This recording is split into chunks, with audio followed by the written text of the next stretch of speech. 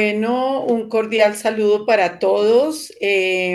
Para mí es un gusto estar aquí y dirigirme a todos los pacientes y todos los padres o cuidadores de pacientes con fibrosis quística. Un agradecimiento muy especial a Marta Herrera porque me invitó a presentarles esta charla que espero que sea del interés de todos ustedes. Marta viene trabajando y haciendo un trabajo maravilloso desde la fundación, entonces para mí es muy importante apoyarla con este tipo de actividades. Entonces, ella me ha pedido que haga, digamos, como unas generalidades de la fibrosis quística y vamos a profundizar un poquito en lo que es el tratamiento de la fibrosis quística, especialmente en el área o en los aspectos respiratorios. El contenido de la charla, para que ustedes tengan un poquito en el radar de lo que vamos a hablar, es qué es la fibrosis quística, por qué se produce, cuáles son las manifestaciones clínicas, cómo se hace el diagnóstico, cuál es la frecuencia de esta enfermedad en el mundo y cómo es en Colombia, cómo se hace el tratamiento respiratorio y, claro, vamos a hablar de las nuevas terapias que son altamente efectivas. Bueno, pero ¿qué es la fibrosis quística? La fibrosis quística realmente es una enfermedad hereditaria y afecta pues una proteína del organismo. Para ponerlos un poquito en contexto, aquí tenemos el DNA, que es la herencia que posiblemente de parte y parte del padre y de la madre están heredando al niño. Si hay una alteración en un gen específico, pues se va a alterar esta proteína. En fibrosis quística, esta proteína es la que ustedes ven aquí en pantalla. Esta proteína es simplemente una estructura que está en la célula y que a través de ella pasan el cloro, el sodio, el agua, pero principalmente y el bicarbonato.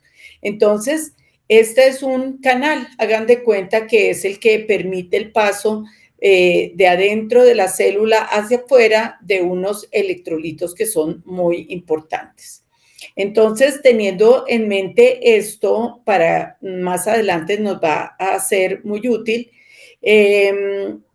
Entonces, quiero decirles que esta proteína, igual que muchas otras proteínas del organismo, se encuentran en muchas partes del organismo, inclusive en el cerebro, pero principalmente en las glándulas exocrinas. Bueno, vamos a hablar entonces de las vías aéreas, un poquito también explicarles que hay unas vías aéreas superiores, que sobre todo es la nariz, los senos paranasales, etcétera, y luego vienen las vías aéreas inferiores a partir de la tráquea, en donde vamos a encontrar como un árbol al revés todos los tubulitos que se van ramificando de esta tráquea y de estos bronquios fuentes primeros, en donde se van volviendo cada vez más pequeños porque allá al final es donde va a haber el intercambio gaseoso. Entonces, estos tubitos es donde realmente se van a afectar para producir los síntomas y las alteraciones a nivel respiratorio. Entonces, ya teniendo en cuenta que tenemos esos tubitos, digamos, si nosotros cortamos la pared de uno de ellos, vamos a encontrar esto. Aquí están las células, aquí está el daño de la proteína que les acabo de mencionar y de mostrar. Y aquí vemos como si estuviera completamente normal, como este líquido en donde están embebidas las cilias está perfectamente correcto y la capa de moco está encima. Pero cuando está dañada esta estructura, ustedes ven entonces que el cloro no puede salir, que el sodio entra demasiado, detrás del sodio y del cloro entra el agua y por esa razón se va a disminuir ese líquido periciliar que ustedes ven aquí en azul y las cilias no van a poder moverse de manera adecuada. Estas son las cilias que tapizan todo el epitelio respiratorio y que son las encargadas de movilizar todo este moco. Este moco se va volviendo cada vez más espeso, difícil, porque las mucinas se alteran, porque hay mayor infección, entonces finalmente pues hay mayor alteración de este moco y con estas alteraciones de las cilias pues se hace cada vez más difícil transportarlo a la superficie. Entonces van a haber una serie de alteraciones pulmonares y gastrointestinales. Dentro de las pulmonares me interesa mucho que ustedes recuerden esta tríada que es muy importante porque de ahí se deriva también el tratamiento. O sea, va a haber una obstrucción por moco, por ese moco que les acabo de mencionar, que es difícil de transportar. Este moco se va a infectar, o sea que el segundo problema principal va a ser la infección, pero además todo esto lleva a una inflamación. ¿Por qué es tan grave esto de la inflamación? Porque ahí llegan a combatir la infección unas células del organismo y allí terminan para tratar de combatir esta infección dañando la pared de los bronquios y produciéndose lo que llamamos las bronquiectasias. Entonces, aquí ven ustedes, estos son los tubitos por dentro y aquí está un bronquio inflamado y con mucha secreción por dentro. Y desde el punto de vista gastrointestinal, yo creo que esta imagen de un bebé, de un lactante, lo dice todo, es un dolor abdominal, es la pancita distendida, con muchos gasecitos y con deposiciones pues que son muy abundantes y de mal olor y que van a ser los síntomas principales desde el punto de vista gastrointestinal.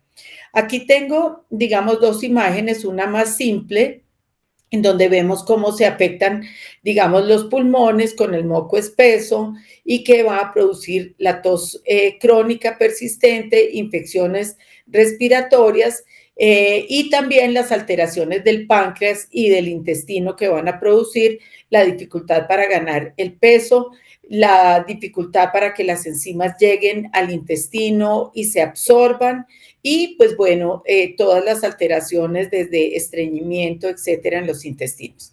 Pero les traje esta otra imagen que también muestra un poquito un espectro más grande porque esta enfermedad es realmente multiorgánica y multisistémica. Entonces aquí están los pólipos nasales y la sinusitis, está la parte respiratoria con las afecciones crónicas, inflamación e infecciones que ya les acabo de mencionar. Está el hígado y sus alteraciones también, con ictericia, alteraciones de colelitiasis también, o cálculos en la vesícula y alteraciones del hígado.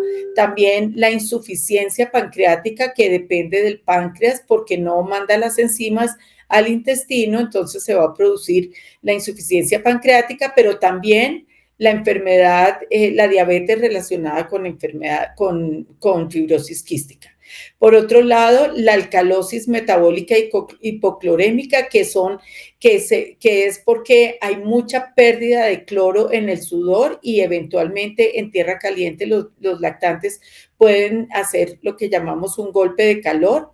Y en el intestino también el ilio meconial, alteraciones, digamos, distales de obstrucción en el niño más grande, la malabsorción y la falla para el crecimiento y la ausencia bilateral de vasos deferentes que puede determinar una infertilidad. Viendo todas estas manifestaciones, entonces, pues vamos a ver cuáles son los principales síntomas. Entonces, aquí vemos, por ejemplo, que tenemos que estar muy atentos a la detección muy temprano, como es en este lactante, cuando haya cuadros muy recurrentes, tanto de obstrucción bronquial como de neumonía, cuando vemos que al besarlo se le siente en la frente el sudor muy salado, cuando hay pólipos nasales o sinusitis, cuando hay infecciones por unos gérmenes que son muy típicos de esta patología, como es la Pseudomonas aeruginosa, que va a producir las bronquiectasias a nivel de las imágenes, que es este es un TAC de tórax, y los deditos que son en dedo de tambor, entonces, de palillo de tambor. Entonces, estas son típicas, la parte de las manifestaciones sinopulmonares, pero como ya les mencionaba también, es muy importante la parte digestiva, en donde está la esteatorrea, la diarrea, la distensión abdominal, la falla para medrar o para aumentar el peso, las alteraciones por déficit de vitaminas, la constipación y el hilio meconial y el síndrome de obstrucción intestinal distal, la diabetes, esto ya relacionado con el páncreas, tanto la diabetes como la pancreatitis y las alteraciones a nivel hepático, como son la cirrosis, la falla hepática, la hipertensión portal, la ictericia y la colelitiasis. Y otros, como ya les mencioné, la infertilidad, los síndromes perdedores de sal y las arrugas acuagénicas, que muchos de ustedes lo deben haber notado cuando se mete uno a la piscina, que siempre se hace después de mucho tiempo, unas arruguitas. Bueno, los pacientes con fibrosis quística las hacen mucho más rápido y más temprano. ¿Desde cuándo inicia la fibrosis quística? Bueno, desde la concepción prácticamente. Sabemos que en el embarazo se puede detectar un paciente con fibrosis quística cuando hay un intestino ecogénico que puede ser sugestivo de un hilio meconial, pero pues digamos que de recién nacido uno parecería que puede ver un niño completamente asintomático. Sin embargo, ya a los 3 meses ya se puede empezar a detectar las alteraciones. O sea, el niño nace con las alteraciones tanto gastrointestinales como respiratorias. Por eso es tan importante poder detectarlo con la tamización neonatal, que ustedes saben que ya hay una ley desde el 2019, la ley 1980, en donde creo que por fin este año vamos a tratar de que ya se implemente por parte del ministerio y recordar que la sustancia a medir es la tripsina inmunoreactiva, y si esa primera sustancia elevada en la sangre de talón del recién nacido, se va a necesitar otra para confirmar, ya sea en esa misma sangre de talón con la proteína asociada a pancreatitis, o 3 semanas después volverle a hacer otra tripsina inmunoreactiva.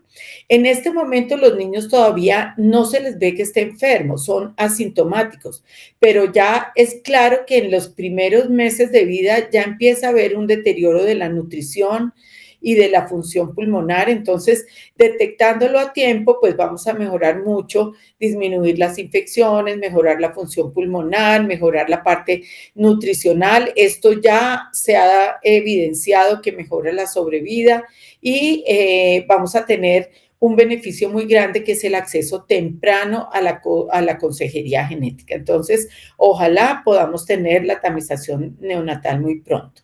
Entonces, ¿cómo hacemos el diagnóstico de un paciente con fibrosis quística?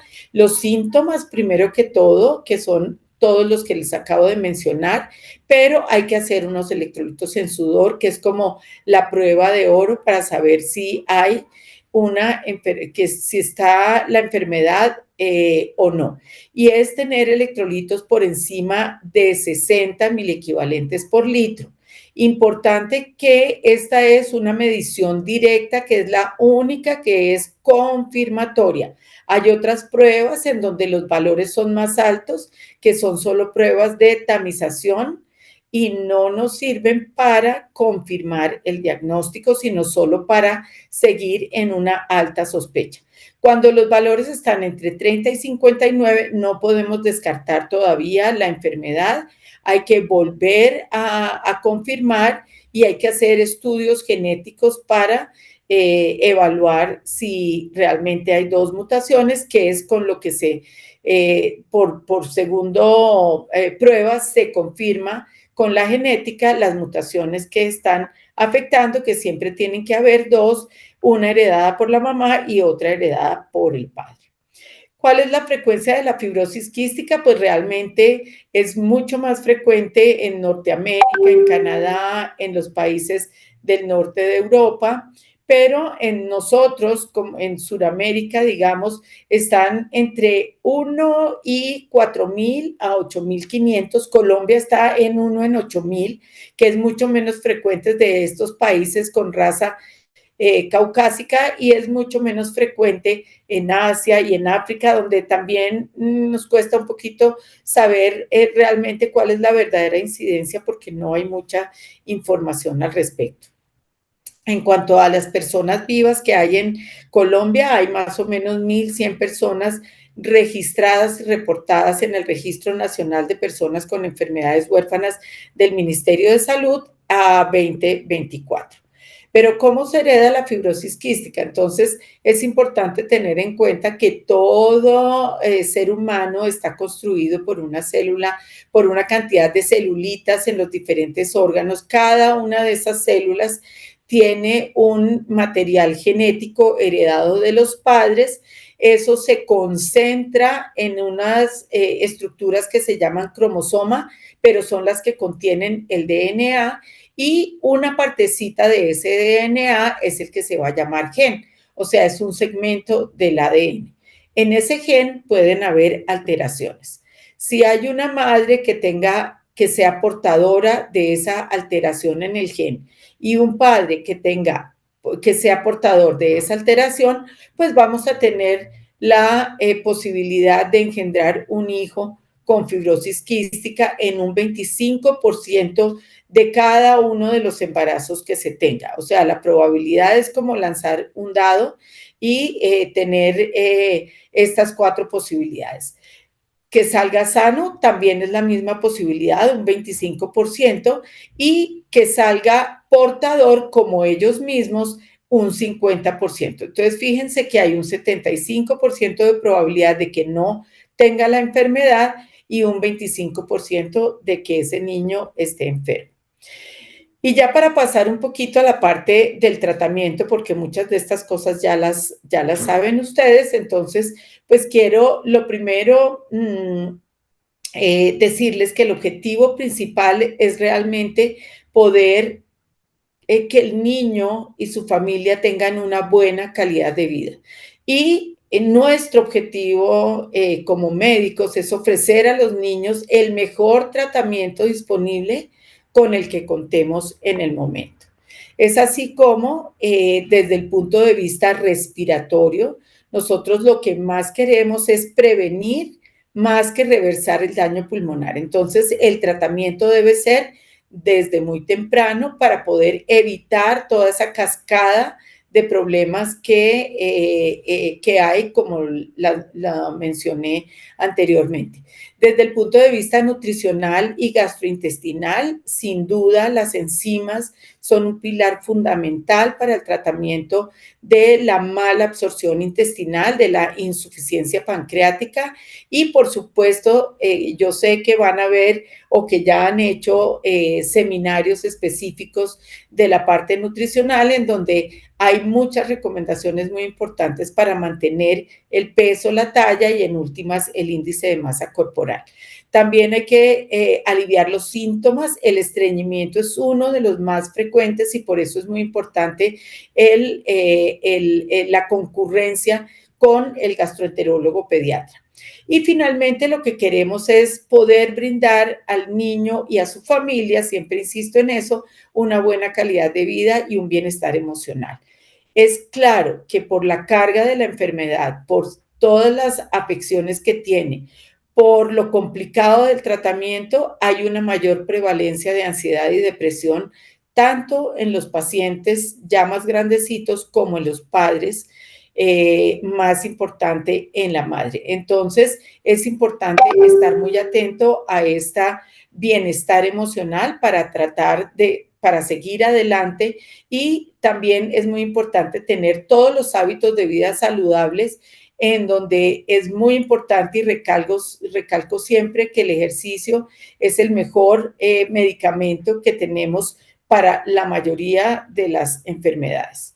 Y las comorbilidades que tenemos que estar atentos, básicamente la diabetes, las enfermedades hepáticas, la ósea, las renales, y ya a medida que los pacientes sobreviven cada vez más, el cáncer de colon se empieza a presentar y por eso hay que empezar a tener una pesquisa desde mucho más temprano, entre los 30 y los 40 años, del cáncer de colon antes que la población general. Todo esto va a llevar a una mejor sobrevida. Y todas estas alteraciones y todo este tratamiento para que realmente lo podamos hacer de una manera adecuada, necesitamos definitivamente de todo un equipo multidisciplinario y que interactúe entre ellos en una misma institución. Es así como en el Hospital Infantil de San José nosotros tenemos neumología, tenemos terapeuta respiratoria, nutrición y gastroenterología, enfermería, psicología y trabajo social, y es como el core o lo más importante para tener para los pacientes, e idealmente debería haber un equipo de adultos y un equipo de niños cuando se hace el tránsito de niño a adulto.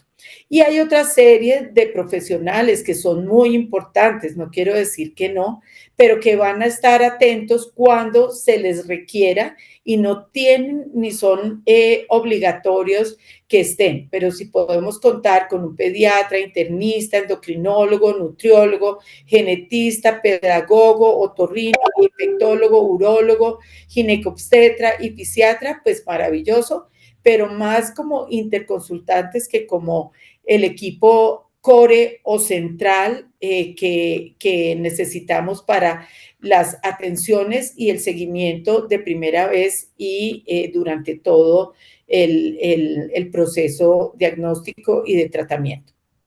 Recordemos de todas formas que se necesita no solo del equipo de salud, se necesita, y es muy importante, el equipo o las redes de apoyo en la familia.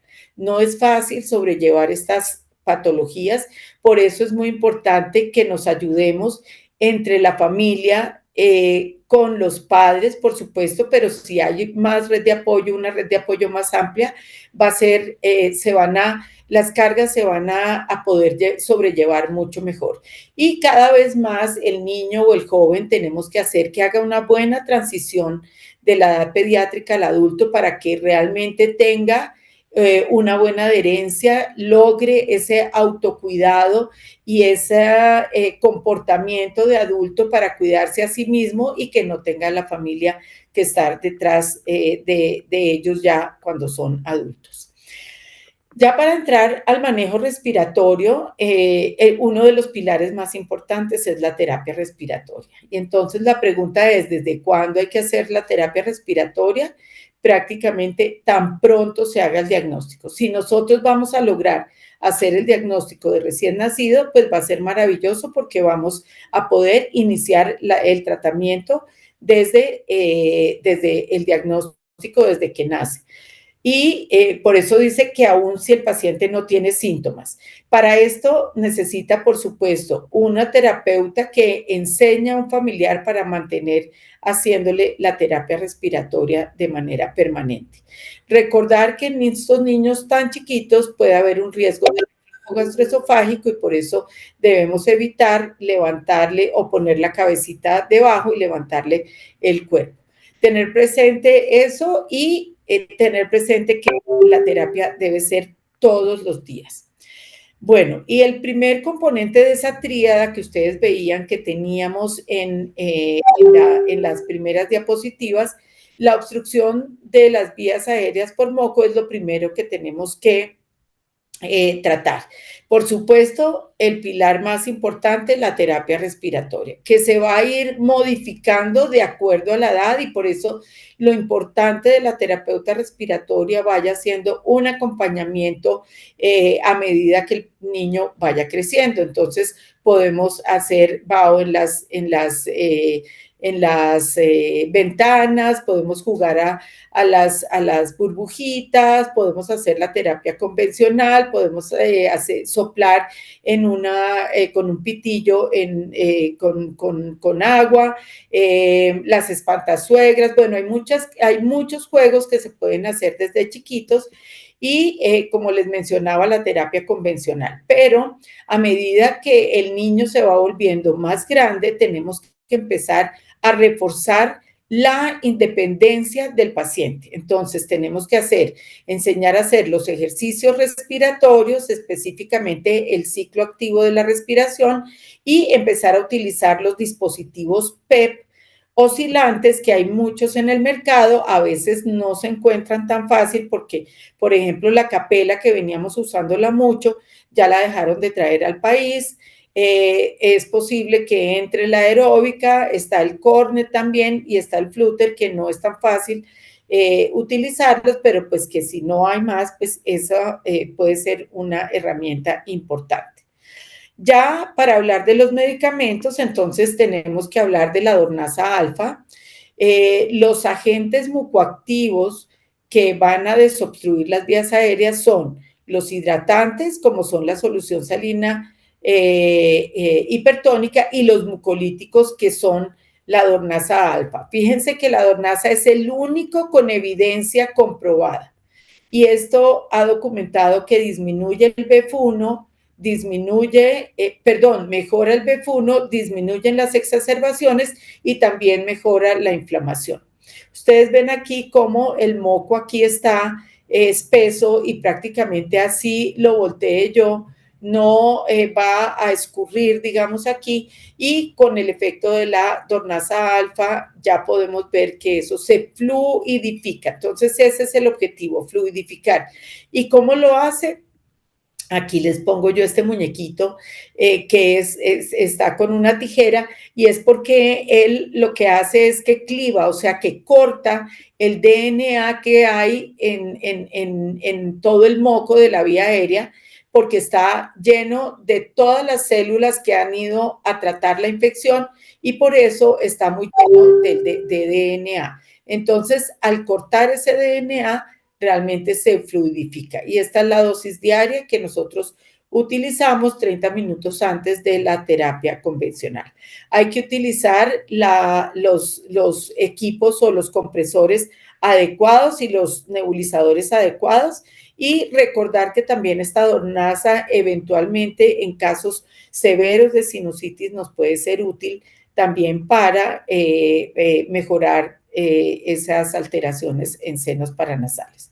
Tener cuidado con refrigerarla, con protegerla de la luz y del calor. Se dice que si hay un aspecto turbio no se debe utilizar. Siempre esperar a que la dosis esté completa, no hay que mezclar ni diluir, y se debe utilizar los nebulizadores PARI para poder entregar, digamos, el tamaño de las partículas adecuadas para que entren a los bronquios. El otro agente mucoactivo importante es la solución salina hipertónica al 7%. Es verdad que uno la puede eventualmente utilizar a menos, al 3.5%, pero ya no es tan efectiva. Es suero fisiológico, que está al 0.9%, pero con súper exceso de sal. Digamos que es un complemento de la Dornasa alfa, y recupera este líquido periciliar que ya les había mostrado que se daña con la alteración. Entonces va a hidratar un poquito este líquido y va a hacer que las cilias se mejoren. Esta es la forma de administrarlo, es 2 veces al día. Y a veces hay escasez, como en estas épocas, en donde se puede preparar en casa como agua destilada, 2,5 centímetros, y cloruro de sodio o natrol, 2,5 centímetros, para conformar 5 centímetros y poder nebulizarlo 2 veces al día. Recordar que esta solución salina hipertónica y otros medicamentos pueden producir broncoespasmo. Por eso necesitamos antes los broncodilatadores. Es importante entonces que estos broncodilatadores, que son salbutamol o levosalbutamol, sean utilizados ya sea nebulizados o con inhalocámara y con el inhalador de dosis medida. Y es claro que la terapeuta y el neumólogo tienen que insistir en cómo es la técnica inhalatoria para que realmente se usen de manera adecuada. Los compresores y los nebulizadores para poder llevar, digamos, estos medicamentos al pulmón van a ser en lactantes este tipo de nebulizador. En el preescolar esta interfase también con este nebulizador, pero ya a partir de los 3 años, idealmente el niño debe ponerlo en la boca para que realmente llegue mejor al pulmón. Y este pues es el compresor que nos va a ayudar para que estos medicamentos lleguen. La inflamación es también, como les mencionaba, es el segundo componente de la tríada, aquella que les mencioné, que es obstrucción de moco, inflamación e infección. Y esto es muy importante porque se ha demostrado que la acitromicina, que es un antibiótico, pero dado como antiinflamatorio, 3 veces por semana disminuye las exacerbaciones y mejora la función pulmonar. Entonces, podemos utilizarlo en jarabe o en tabletas y hay que descartar de todas formas siempre previamente las infecciones por micobacterias. Se dice que su efecto es mejor si hay ya una infección por pseudomonas, la respuesta a estos antiinflamatorios es mejor. Luego viene el manejo de la infección. Se dice que no está recomendado dar antibióticos para prevenir las infecciones. Es muy importante y sí está recomendado erradicar la primoinfección, o sea, la primera vez que un niño se infecta con Pseudomonas aeruginosa, tienen que acudir rápidamente como una emergencia al neumólogo que esté a cargo del niño para hacer un tratamiento de erradicación. Si eso ya no se puede hacer o ya hay infección crónica, lo que podemos hacer es una supresión de esta Pseudomonas aeruginosa a través de antibióticos inhalados, porque ya esta Pseudomonas seguramente tiene una biopelícula. Y en las exacerbaciones, entonces, los tratamientos van a ser orales, dependiendo de qué tan severa es la exacerbación, o endovenosos, y van a haber diversos gérmenes. ¿Cuáles son los gérmenes? Entonces dependen de la edad. En los primeros años de vida, el principal es el estafilococo aureus, que después va disminuyendo en la medida en que aumenta la Pseudomonas aeruginosa a través de la edad.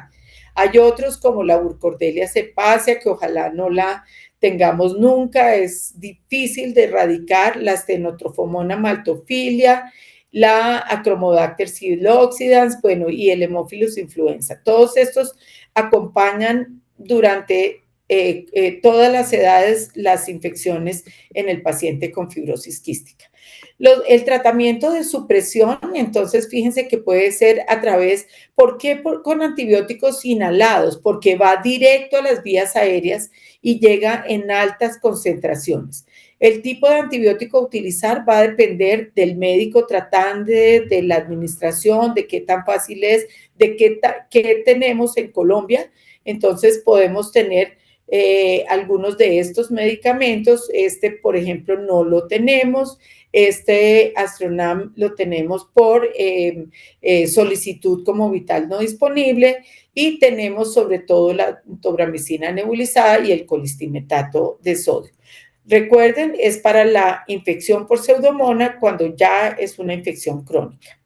Pero ¿cómo es el orden de los medicamentos? Esto es bien importante. Entonces, primero tenemos que usar, como les mencioné, el broncodilatador, que es el salbutamol, luego la solución salina hipertónica para hidratar la vía aérea, luego la dornasa alfa para fluidificar las secreciones y ojalá a los 30 minutos después hacer la terapia respiratoria. El horario en que se hace la dornaza no importa si es en la mañana o en la tarde. Hay personas que les gusta mucho poder hacer una terapia bien completa con dornaza y todo en la tarde o antes de acostarse porque les funciona más para su horario. Y luego, después de haber hecho una limpieza de la vía aérea, se van a administrar los antibióticos inhalados. Y finalmente, los inhaladores, como los esteroides, si es que están indicados, se podrían administrar después. Entonces, vamos a hablar un poquito de las exacerbaciones pulmonares. Lo mejor es evitarlas. Entonces, ¿cómo las evitamos? Llevando un adecuado tratamiento con todos los medicamentos que les he mencionado hasta ahora. Entonces, hay que hacer un diagnóstico temprano de ellas y tratarlas de manera oportuna. El hecho de poder hacer el diagnóstico temprano también nos ayuda a poder detectar estas afecciones tempranamente y el control también de todas las comorbilidades. La vacunación anual es muy importante con influenza principalmente y contra el COVID, por supuesto, y todas las medidas de control y prevención de la infección son, mejor dicho, las recomendaciones más importantes. Y lo otro es la pesquisa de la infección. Todo paciente que esté en seguimiento adecuado debe tener mínimo cada 3 meses o cada 4 meses un cultivo de esputo para saber qué tipo de gérmenes están detectándose en su aparato respiratorio. Si se detecta por primera vez la Pseudomonas aeruginosa, ahí es que hay que tratar de erradicarla de manera rápida. Entonces, siempre que vamos a un hospital, tener mucho cuidado con todas las medidas de bioseguridad, tapabocas, alcohol glicerinado, lavado de manos, siempre, así no sea pues en el hospital, pero tratar de cubrirse boquita y nariz cuando se tose o se estornuda, porque pues puede haber los vecinos que puedan recibir gérmenes y tratar de hacer un distanciamiento de por lo menos 2 metros, no como el que tienen estos chicos acá, y tratar de evitar el contacto entre los pacientes con fibrosis quística, porque cada uno, así ambas tengan pseudomonas, cada uno se puede transmitir una mayor o menor resistencia de estos gérmenes como la pseudomonas. Y siempre también tratar de mantener muy lavados, muy limpios, tratar de esterilizar todos los equipos de nebulización que se utilicen. Entonces, las exacerbaciones pulmonares va a ser como la agudización de todos los síntomas que basalmente él tiene. ¿Quién mejor que el mismo paciente o la madre no sabe cómo mantiene permanentemente y cuándo o en qué momento se exacerba la tos, la expectoración, se vuelven más espesas las secreciones y eso hace que deban consultar de manera temprana? Si cae la función pulmonar, si hay una radiografía con alteraciones de saturación o pérdida de peso, pues aquí sí póngale más la firma, pero ojalá que con los solos síntomas acudan rápidamente al tratamiento. Esto es realmente algo que ayuda a que la función pulmonar realmente se recupere más rápido y casi que en su totalidad de la función pulmonar que tenía basalmente. Entonces, tratamiento temprano y agresivo con antibióticos orales, si lo define el médico, o endovenosos. Esta parte quiero resaltarla porque es muy importante, los cultivos de esputo. Cuando hay una expectoración abundante, pues no tengo duda en que el paciente va a poder hacer una toma de muestra excelente. Pero con el advenimiento de los moduladores y algunos niños chiquitos que no tosen, tenemos que hacerles el hisopado faríngeo o de tos. Se puede hacer a través de la boca, así como lo están haciendo bajándole la lengua con el bajalenguas y con un hisopo, o a través, como nos hacían, a todos nos hicieron pruebas de COVID, a través de la nariz hasta tocar la garganta. Así, si el paciente en ese momento tose, es lo que se llama el hisopado de tos, y si no, solo el hisopado faríngeo, que es raspar un poquito la faringe en la parte de atrás para ver qué gérmenes hay ahí. El aspirado nasofaríngeo es un poco más engorroso, hay que meter una sondita, hay que ponerle líquido y hay que tomar después líquido. Entonces, pues digamos que eso no lo utilizamos y también la muestra por broncoscopia es muy raro, tenemos que estar muy perdidos en la infección que tiene nuestro paciente para decidir tomar estas muestras. Por eso, muy importante que ustedes como pacientes y como familias entiendan que la calidad de estas muestras son clave para detectar realmente las infecciones en el paciente.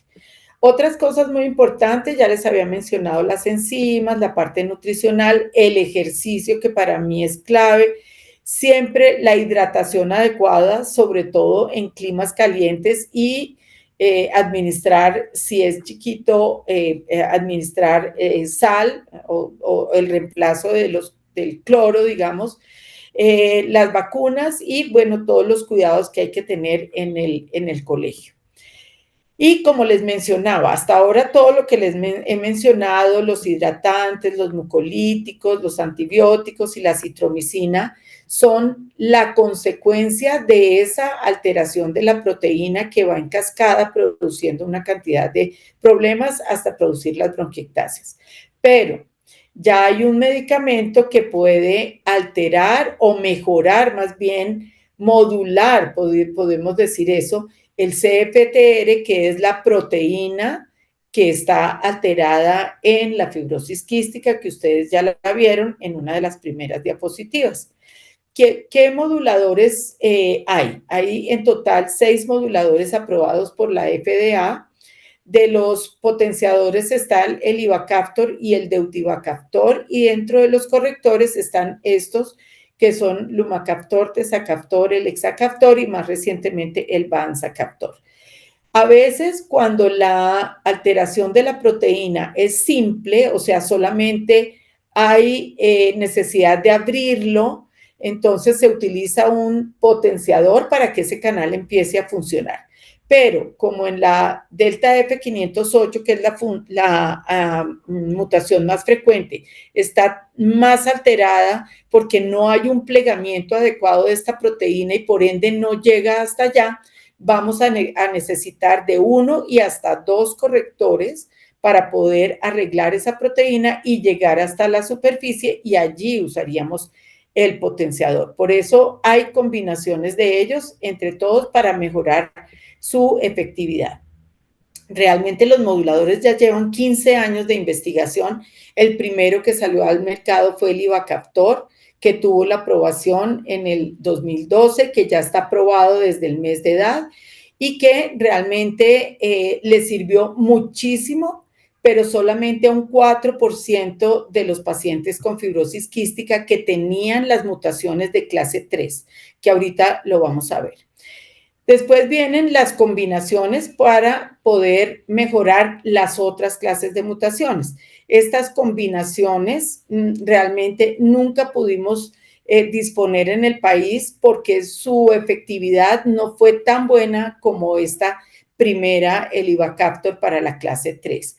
Y ya más recientemente, en el 2019, recibió la aprobación el elexacaftor, tezacaftor y ivacaftor, que ya está aprobado por mayores de 2 años y que realmente pretendo mostrarles ahorita la evidencia de cómo ha realmente ayudado mucho en muchas cosas o en muchas alteraciones del paciente con fibrosis quística. En diciembre del año pasado se aprobó otra combinación, otra triple combinación que es bastante parecida a la que teníamos anteriormente, con la ventaja de que es una sola vez al día, una pastilla tomada y que, digamos, tiene algunas mutaciones extras diferentes a las que tenía esta otra triple combinación. Entonces, parece esto un poquito enredado, yo sé que no es fácil, pero es para tratar de explicarles un poquito la clase 1, en donde no hay proteína, la clase 2, que es la alteración de la delta F508, que ya les mencioné que no se pliega y por ende no llega hasta la superficie. Las de clase 3, que es para las que el ivacaptor funcionó muy bien, porque era solamente abrir el canal. Las clase 4, 5 y 6, aunque hay proteína, se recambia y la cantidad es insuficiente. Entonces, fíjense que la severidad de las clases de mutaciones son en la proteína, pues es bastante importante. Entonces, para ya hablar específicamente de las terapias altamente efectivas, hay que hablar de esta triple combinación, el hexacaptor, tezacaptor y ivacaptor.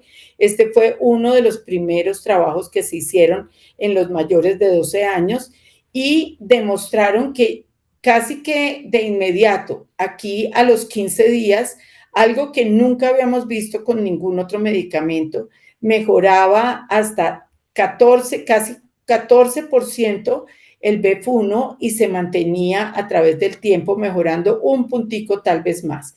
Esto para nosotros, los que trabajamos en fibrosis quística, y bueno, para los pacientes especialmente, que lo notan inmediatamente en sus síntomas, es algo muy importante y que no lo habíamos logrado con ningún otro medicamento. El otro beneficio es la disminución de las exacerbaciones, no solo las exacerbaciones pulmonares a nivel de ambulatorio, sino también las exacerbaciones de hospitalización. Pero mucho más diciente, que estamos realmente atacando el problema, es el hecho de que disminuyeron los electrolitos en sudor de los pacientes y se mantuvieron casi que dentro de un rango normal. Esto es, digamos, como parte de lo que nos demuestra que sí estamos atacando el verdadero problema, que es corregir la proteína. Y por otro lado, el cuestionario de calidad de vida en el dominio respiratorio subió casi 20 puntos, o sea, la sensación de bienestar en esos pacientes fue muchísimo, muy significativa, al igual que la mejoría en la parte nutricional.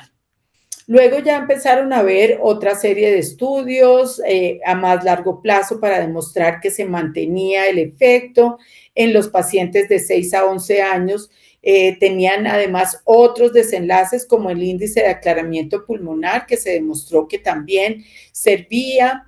Y en los niños de 2 a 5 años ya hay estudios abiertos y a largo plazo en donde además de todos los anteriores desenlaces, medían la elastasa para saber si se mejoraba y efectivamente en algunos pacientes en donde se inició tempranamente, parece que la elastasa mejoró, o sea que disminuía la insuficiencia pancreática. Siempre, de todas formas, hay que tener en cuenta que no todos los medicamentos tienen efectos adversos. Entonces, aquí los efectos adversos estuvieron muy al principio como en una purga respiratoria, o sea, los pacientes al principio sentían que empeoraba un poquito esa secreción, pero era cosa de días y luego ya se secaban prácticamente, la expectoración cesaba, la tos cesaba, el dolor abdominal era una de las cosas que notaban como evento adverso. Y como les digo, un poquito de aumento de la sensación de secreciones inicialmente. Y otros efectos a nivel de la piel, el rash, el acné, pero lo más importante, la parte de las transaminasas, que casi en un 25% podían aumentarse. Casi nunca son tan severas como para tener que disminuir o quitar completamente el medicamento, pero sí hay que estar muy en seguimiento para saber qué podemos hacer en el paciente que tiene estas alteraciones. Otros efectos no muy agradables fueron los efectos neuropsiquiátricos, o sea, cambios en el estado de ánimo, ansiedad, depresión, alteraciones de sueño. Entonces, realmente hay que estar muy atento a estos cambios y el psicólogo tiene que estar muy pendiente de si hay estas nuevas síntomas en donde se vea que haya mayor ansiedad o depresión. Y otros como la pancreatitis aguda, la hipertensión endocraniana. Nosotros tuvimos un caso en donde nos tocó suspender el medicamento, pero luego exitosamente lo volvimos a iniciar, y la hipervitaminosis A. Ya en la vida real, vemos cómo en total, en el registro americano de fibrosis quística, que es quien mejor lleva realmente todos los desenlaces de los pacientes, vieron cómo desde el 2019 al 2020, cuando se iniciaron los moduladores, se redujo la tasa de infecciones y de exacerbaciones pulmonares, sobre todo endovenosas, en todas las edades realmente. Entonces, esto es un cambio que dice mucho. Este es ya en el registro del 2024, cómo los adultos disminuyeron las exacerbaciones de 40% a 15%, y en los niños de 21 a 9%. Es muy diciente. En los estudios posaprobación también que hemos podido darnos cuenta. Primero, que también los síntomas de las vías aéreas superiores, o sea, los síntomas de sinusitis, se han mejorado con los moduladores. Los cambios que había en el TAC de tórax también han mejorado, no todos, pero sí se ve una diferencia al respecto. Los pacientes que tienen diabetes han mejorado sus condiciones de glicemia y han necesitado menos insulina. El colesterol se ha visto que se aumenta un poquito, por eso hay que estar muy atento a él por el riesgo cardiovascular. La vitamina D y la vitamina A han aumentado, excepto y la vitamina D no ha aumentado tanto. En la parte gastrointestinal, también estos moduladores o la triple combinación ha tenido efectos, como como les mencionaba, mejorar un poquito la insuficiencia pancreática, sobre todo cuando se inicia muy tempranamente el modulador. En los pacientes que tienen suficiencia pancreática, pueden presentar una pancreatitis y mejorar con los moduladores. Sin embargo, también, como vimos anteriormente, en esos pacientes que son insuficientes pancreáticos, al mejorarse, pueden desarrollar pancreatitis. Es un poquito paradójico, pero así es. Los síntomas gastrointestinales mejoran, dados por unos scores que se han hecho para poder documentar estas mejorías.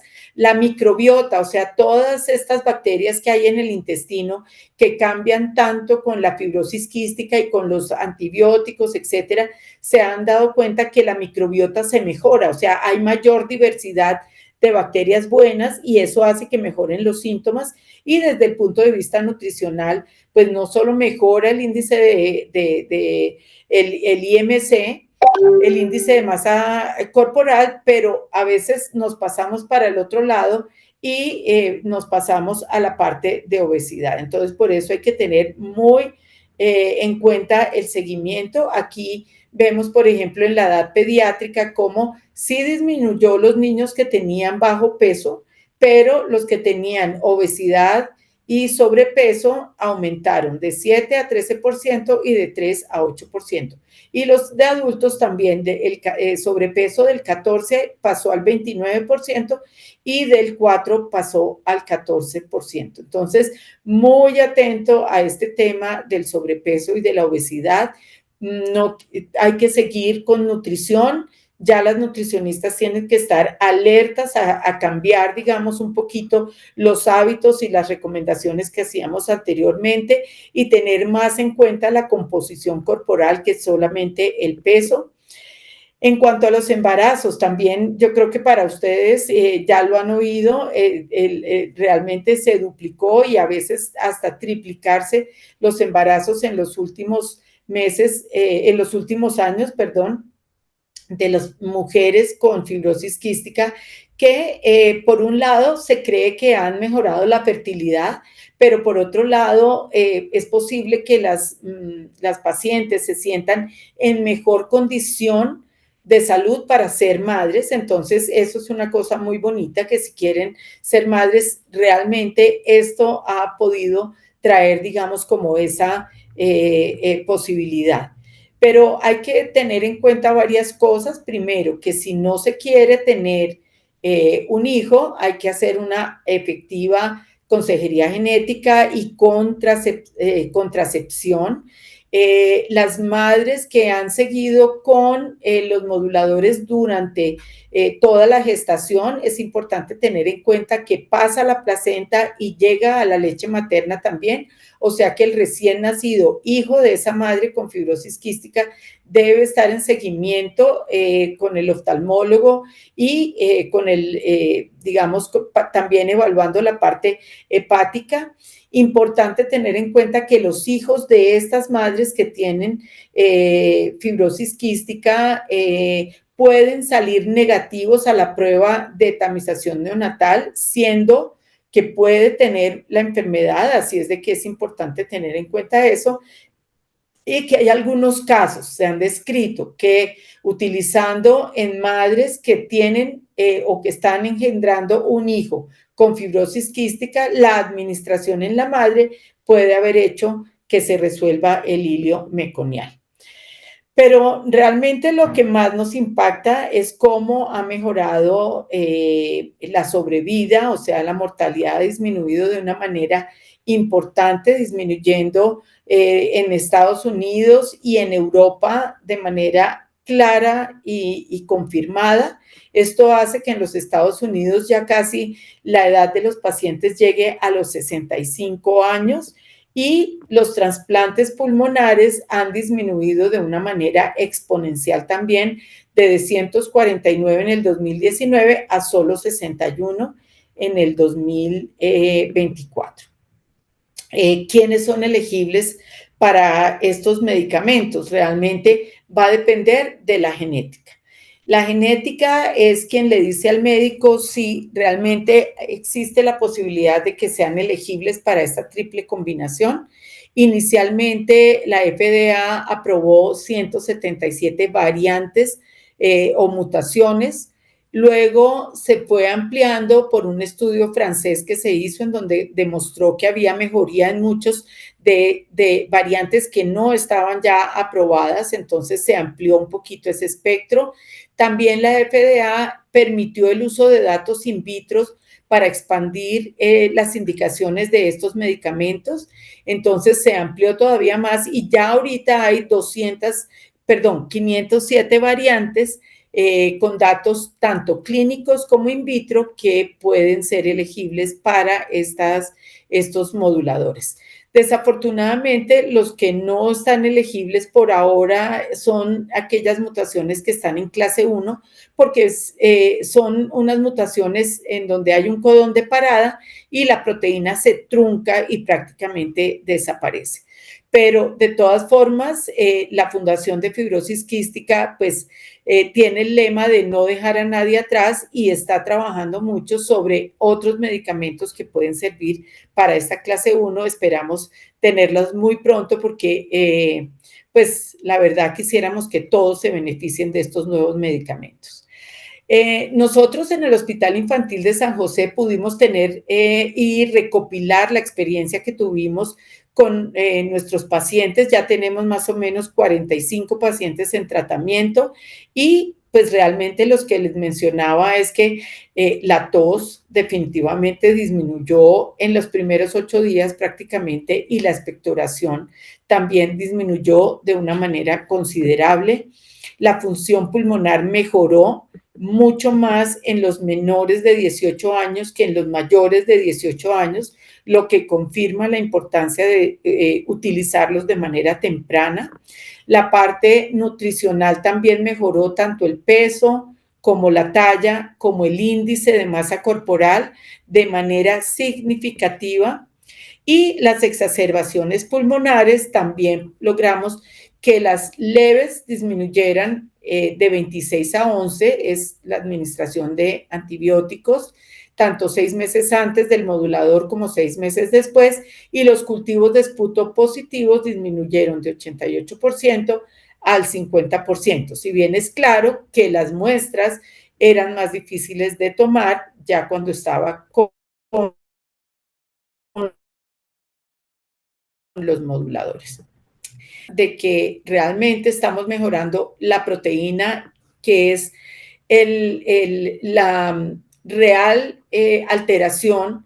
Encontramos que la mejoría de los electrolitos en sudor mejoraban en por lo menos 21 pacientes, mejoraron realmente mucho.